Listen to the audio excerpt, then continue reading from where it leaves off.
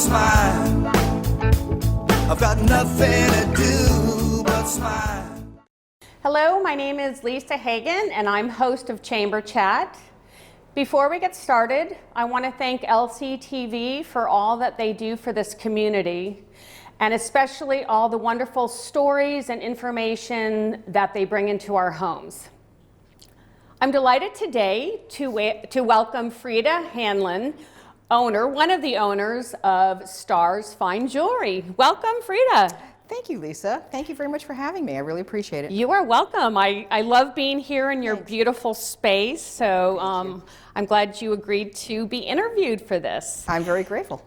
So let's go back in time and talk a little bit about jewelry. You know, how you got started in the business, what your background is, and sort of how that passion was formed.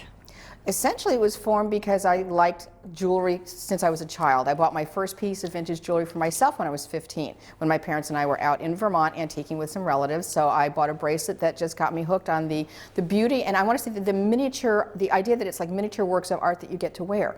So that's what got me involved in jewelry and vintage jewelry, and then my knowledge expanded from there. I am self-taught, but it's been a long time. It's been over 12 and 20, about 38 years that I've been in the business. Oh my goodness, Yeah. That's a long time. It is. It's a whole lifetime.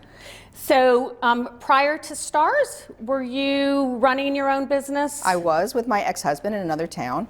So I did that with him for 12 years, and then when that changed, I went to London to visit a girlfriend, and I met John.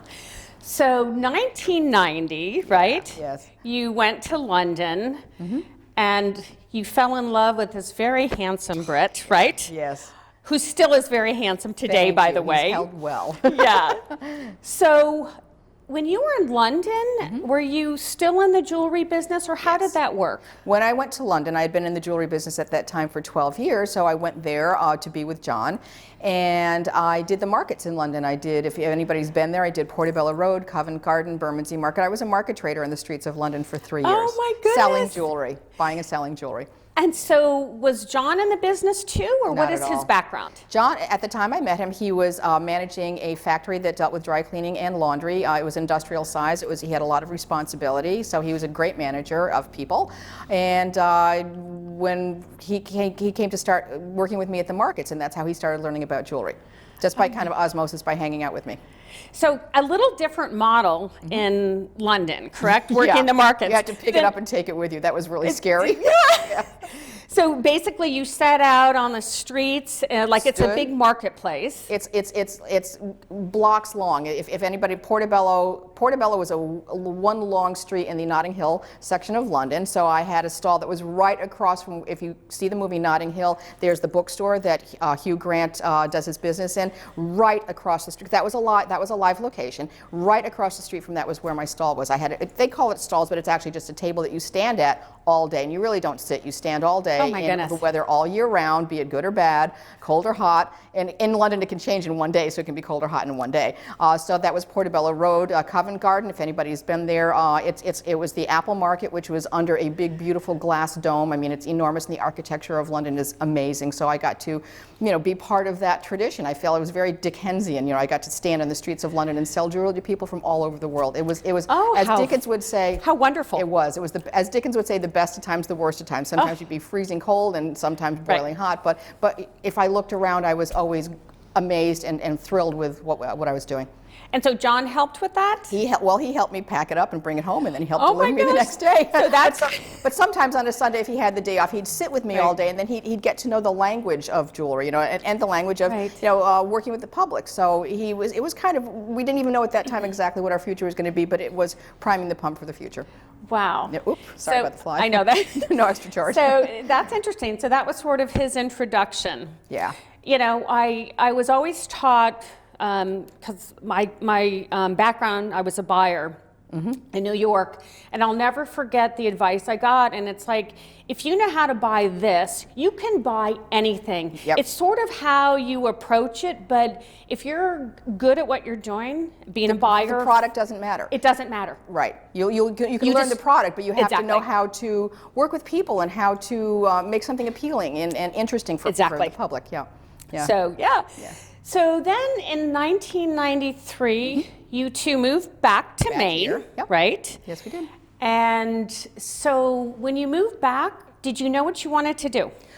In a larger sense, yes, we did, because we moved back because, oh heck, it's a long story about why we didn't stay in London, why we came back here, but we came back here with the idea that we were going to open a jewelry store because that's what I knew how to do. Right. And we were living with my mother in Boothbay Harbor and not quite knowing where we were going to settle down. We got newspapers from different parts of the country thinking, well, maybe we'll go to Arizona, maybe we'll go, we just didn't know. Wow. And then one day we went to the movies at the Lincoln Theater, and the movie was The Pelican Brief with Julia Roberts and Denzel Washington. One of my favorite It books was of all great. time. It was wonderful. So, yeah. Was it John Grisham? I don't know. Pelican Brief? I'm just guessing. But anyway, we're watching the movie, and we came out of what was the old exit at the time. It's changed since. And we were facing the space that is now About Face, and that's where we had our first location in Damariscotta. We were there for 10 years because we looked across the street, and there was a sign in the window that said for rent, and all of a sudden we're looking at each other saying, why not Damariscotta? Oh my gosh. So Why not? literally you just made that decision when you came out Of the theater. You had a great movie, a great date night, right? Yep, absolutely. And then the sign is in front of you that says for rent. For rent. Space for rent. And that was the decision. That was it.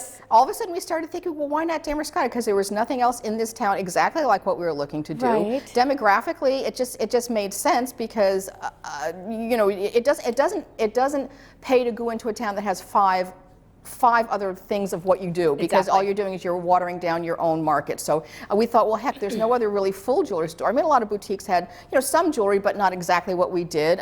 So we felt, why not? We thought the area was right for it. So we lived with my mother just to get our feet, Right. our footing, and we stayed at that location for 10 years before we found this one. Oh my goodness. Yeah. Okay, so let's talk about the name Stars. So how did that come about? That was all down to John. Because John is a city boy. I mean, he was born in Galway, Ireland, and then when he was 11 years old, his parents moved to London. So he spent all of his adult life in the city. And in the city, there's a lot of I know there's a word for this, the kind of lighting that distracts you from seeing the sky. I know there's a word for that, and it's not ambient lighting, whatever it is. So we came here, and we were just Ambiance, yeah. There's a yeah, word what is for the that. name? Right. So we were here and looking up, and we were thinking, okay, we've signed the lease, we're moving forward, what are we going to call the store? And, we were thinking of Hanlon's, but we were just trying to think of something maybe a little more creative, a little more clever. Right. So we were just hanging out one night, maybe taking a walk in the woods, and all of a sudden, John looked up and said, gosh, you never see the stars like this in London because of the lighting. He said, my God, look at the stars. And then we looked at each other, and John went, stars. I was like, oh my God, that's so perfect, because it's short, easy to remember. Right. It's a pretty word. It and is. to me, it evokes pretty sparkly things, which is what jewelry is. So And who doesn't love pretty sparkly stars or things. looking at stars? Yeah. I mean, you're So right. It's a nice. What's the word I'm looking for? The thing that makes you brings out an emotion. It's an emotive. I don't know if that's the correct word, but it's emotive, meaning it's a pretty word, and it makes you think of pretty things, and that's kind of what we were hoping for our jewelry store. So when you opened that, it was stars. Correct. Okay, so then let's talk about this beautiful space we're in now. Thank you, Okay, yeah. what is this, 65 Main Street? 65 Main Street. Okay. In Damariscotta. In Damariscotta. So how did you find this, and how did that decision come about? We had been looking for a permanent location. As any business owner knows, it's better to own than rent if you can. There would be, let's just say, no threat of a rent increase or nobody looking to throw you out. So it's always Right. better to have to own your location. So we loved this building because most of the other buildings on Main Street have lots of apartments above it. It's a lot of responsibility. We really just wanted to own a single retail location. So we saw this building, and we have a friend who's a realtor, and we said to him, if you ever know that this building comes available for sale, please let us know. So literally, Wow. I think it was only 3 months later, we got a phone call, and our friend, this is Miles Geisler at Sotheby's, he called us to say that he overheard a phone call saying, it was called the Come Again building, because that was the long-term retail spot that was here for a while. The Come Again building is available, it's coming onto the market. So he literally called us and said, hey, that building you were interested in looks like it's going to be available. Are you interested? And I had just, and it's a sad thing to say, my mom had just died, and so I'm an only child. I inherited a little nest mistake of hers. So we had the ability to jump on it and say that yes, we'll take it. And we didn't even look at it. The inspection didn't matter because in real estate, all you buy is the location. Exactly. You can fix Location, everything else. location, And location, the first right? 3 rules of real estate, right? so we knew the location was perfect. It was the building we wanted. The condition almost didn't matter because this is what we needed to do. So we were able to jump on it because, like I said, I had a little, I had the ability, thanks to my mom, being kind enough to leave me some money.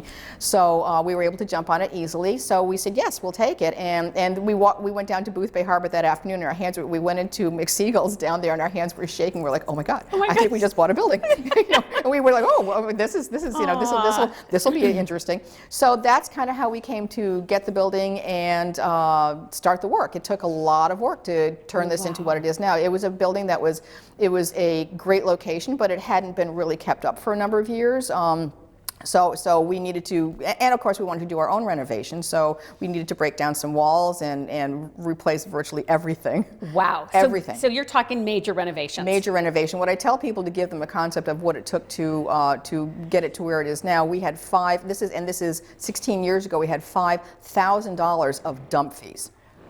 So we took so much to the dump. So then you know how much, so it was major. It was major. We replaced all the electrical, all the plumbing, the heating system. We had to replace 3 outside walls because of, let's just say, lack of constructive integrity.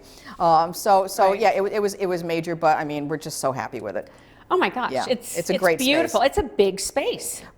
Blessedly so, and especially now, and I know we're going to be getting into talking about the pandemic in a minute, but we're so grateful that we have the amount of space that we do. It's spacious, it's beautiful, it feels good to be in here. So it allowed us to like create a really nice flow for the store. So tell me about the different items you carry, because it's not just jewelry. Right. So tell me how, was that something that you just started doing recently, or is that go back to the beginning when you first opened Stars? When we first opened, again, because we knew there was a smattering of other, how can I say, let's say fashion jewelry in town. So we thought our format was going to be all natural stones and, how can I say, solid metals, like no plating, no costume. Right. So but gold, silver. Gold and silver and natural white stones. That was going to be our format because, the borders could be endless for what you can pick. But 08 changed a lot of that. Right. 08, again, I hate to say it, any disaster makes you rethink what you do, as we're all experiencing right now. So in 08, when the recession hit, we thought we really needed to find a broader market. So that's when we started having, let's say, fun costume jewelry. We created, as you and I were talking earlier, Lisa, the boutique end of the store, which is a very user-friendly part of the store where people can walk in and you can get, scarves and shawls and hats and, just some nice little accessories, some candles, some jewelry boxes. I mean, there are a lot of things where it becomes a little gifty but fun. Yeah. So we thought that would be a nice way of expanding our customer who wanted to come in here and buy something here, but also we think it helped people see that we have more than just high-end jewelry, which is something that I think people, it was a misconception because even at that time when we had nothing but jewelry, we always still had affordable pieces, but we had an image of looking like we were very high-end, and we were more than that, but we wanted to make that more obvious. So that's why we created. So you wanted to open it up to people that maybe couldn't afford to spend a lot on a piece of jewelry. Mm-hmm. So there's an item here for anybody that walks in the door. Absolutely. Things start at $5, $10, and a lot in the $25, $30 range. So either fun pieces or serious pieces. It just depends on what you're looking for. We have it. So what is your philosophy with customer service? Make our customers happy and make them happy, and also offer them an experience that they look forward to having. When they come in here, John and I believe we always have a positive, cheerful attitude. We actually think the thing that makes us, and I will say any small business, survive is we listen to our customers. That is our biggest, the pride we take the most is we listen. We actually even try to listen beyond what people are saying. It's like, what are you really looking for? What is it if you're buying for yourself or you're buying for, a loved one, what are you really looking for? So we've talked people out of even maybe spending more money, because what we're hearing is that the person who's getting the gift wants this item, Right. not what the customer's saying that that person wants. So we really try to sort through what people are saying and get them the gift that the recipient really wants. And we've had so many people come back to say, oh my God, you helped us so much. That was the best decision. What I would have chosen would have been completely inappropriate. So thank you for listening to me and guiding me towards the right thing. So we think that listening is the most important thing, which the internet doesn't do, which box stores don't do. We listen to our customers so that they go out with the right purchase, either for themselves or for somebody else. So that's the first thing, and give somebody a positive experience. Have a little fun, have some nice conversation, Right. and also make you happy. We will, again, in listening to you, we want to find out if you have an issue with something you've purchased here, just talk to us and we'll make it right for you. Oh, So that's nice. So making people happy and giving them a positive experience is important. And if somebody is looking for something specific and you don't have it, We will can you get it. will you find that for them? We can find it for you. Well, I want to say, I don't have the statistics in front of me, but I want to say we have a 95% success rate. I love it. We have many sources. We figured this is just the front. We have resources in the industry with suppliers that if we don't have it, seriously, we can get it. And there's very few times where we've had to say to somebody, I'm sorry, we can't find it, or it's not going to be exactly what you're hoping for. So that's a minimum compared to how many rabbits we pulled So out of that's a hat. good to know. If It we don't is. see it, you'll find it. Just ask us. We can either order it, or my dear husband John has become like the custom.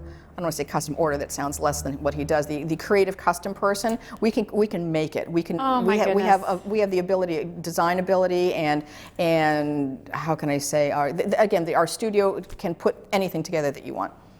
Nice. And you is do good. repairs as well, Oh yeah, correct? absolutely. Repairs. It's a big part of our business because Okay, we tell good. people, just like your car, you can't run it on empty. You have to sometimes fix something. Right, exactly. Prongs break, or sizes need to go up or down. So yeah, absolutely. Stones fall out. I mean, all the time. I tell people, if you leave it in your jewelry box, nothing will happen to your jewelry. But if you put it on your body, you're the moving part. So you can whack things, and Yeah. things will happen. But we'll make it right for you. Nice. Yeah. So last December, 25 years in business, and then 3 months later, the Boom. pandemic arrives. Right. So it's times that we've never been through before. Isn't that the So truth? how did you approach safety, and how did you approach this new way of doing business? The safety issue obviously is the first thing to consider. So we looked at our space and said, okay, originally we could only do curbside, and we put that on our windows, we put that on our Facebook page, that we can service people from the back deck. In other words, you call us, tell us what you want, we will show you through the glass, completely safe, and we did a number of sales that way. But in evaluating our space, we figured, again, we have a nice wide open space. There's a You do. lot of available unoccupied square footage, so people don't have to get close to each other if they don't want to. We have 1,400 square feet, so we are allowed 7 people in here at a time, but it's spacious. And we have a front and a back door. So we have great ventilation, and even, let's say, in the middle of the winter when it gets maybe a little too chilly to leave the doors open, which we will, we have outside venting air conditioners. So we can get fresh air in here all the time. It's not recirculated, it's fresh. Right. So we have great ventilation, we have great space, and we have hand sanitizers at the front door, the back door, and the sales counter. I've put markers in the floor to show people we're 6 feet away Right. from where we are, so they can feel comfortable if they want to keep a distance. So we felt that our physical space was very, oh God, what a horrible expression, pandemic friendly. Right. But it is. So if you want to come in, that's fine. If you want to set up an appointment off hours, if you want to keep it private, if you feel you're immune compromised or not comfortable being out, we're willing to do appointments before and after our normal business hours. Again, we can still do curbside. We can send you photographs. So we feel we can really accommodate what's going on right now. And in the off time, I don't know if you want to get into that now, what we did in the off times. Yeah. Because we were closed in the middle of March and we couldn't reopen until the middle of May. Exactly. We did a number of live Facebook events. So I would say, when I think about stars more than anybody else, you guys were constantly thinking outside the box. Like, I Thank you. couldn't believe that you were, just being so creative. So yeah, let's talk about how those ideas came about, the types of events you did, and how that's worked for you.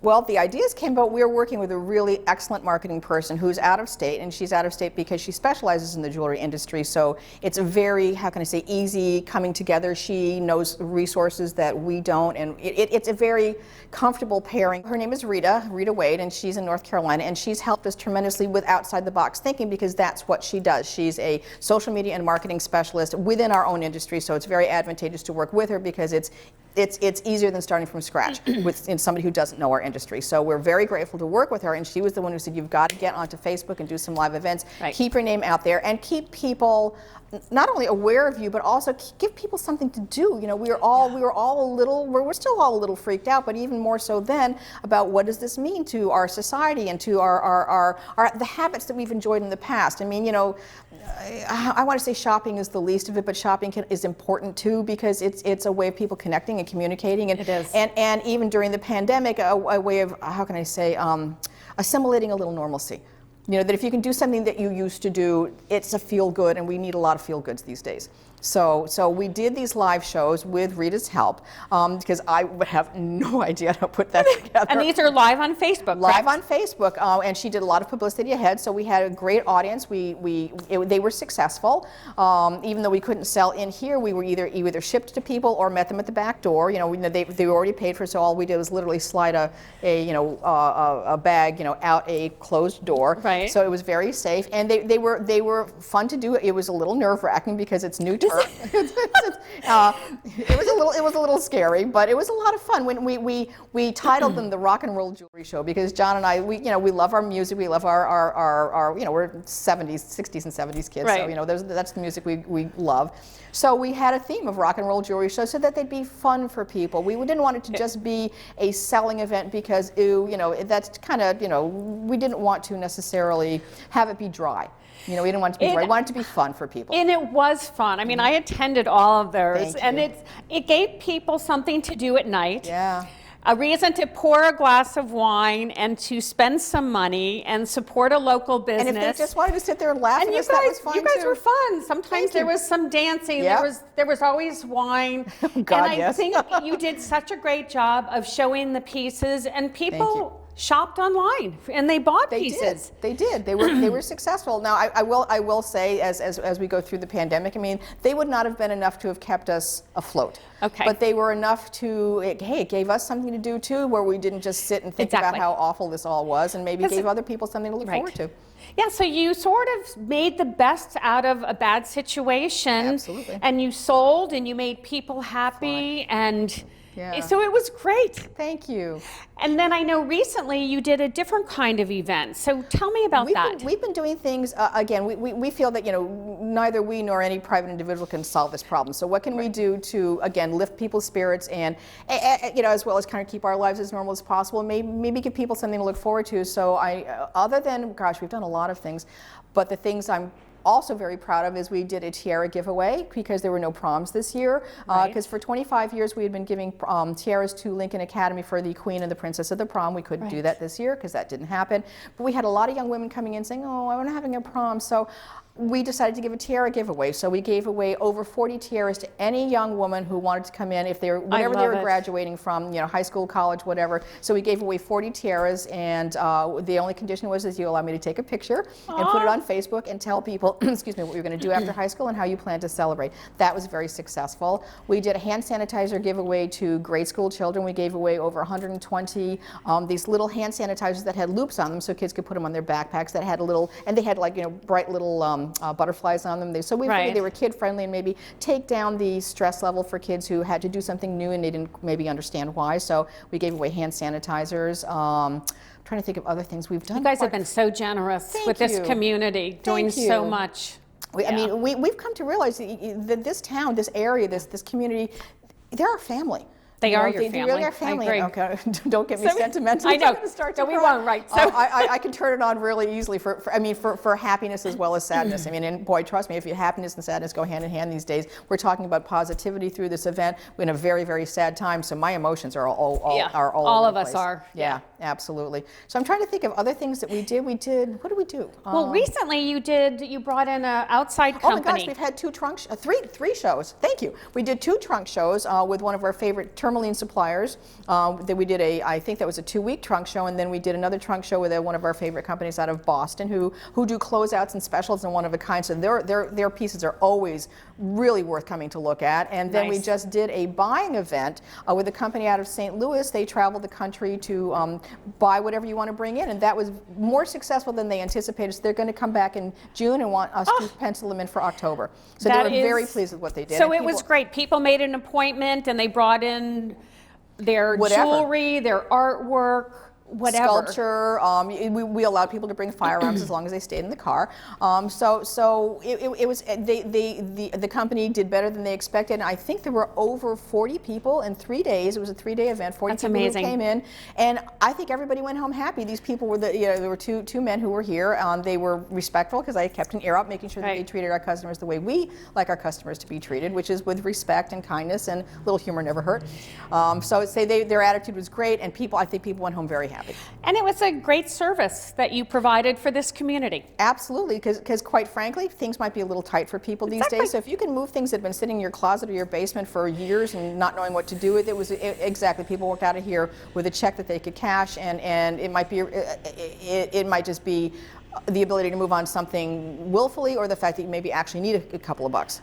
So we're down to about a minute of time. So is there anything that you want to add that I didn't ask you? Perhaps looking forward to what we might be doing for the holiday season. I have a great idea that I'm working through that I think we can do as a walkthrough of our store. You know, we can't have gatherings like we did in years past, but we're going to be putting something together for what I believe is December 3rd. So watch our Facebook page, because it's going to be, I think it's going to, and I don't want to quite say it's quite yet titled Home for the Holidays, but we kind of want to put that in there, that home is a wonderful place to be, and let's all celebrate, you know, like nesting in this year. You know, it's going to be a little Right. different, but we can still be celebratory and still be festive.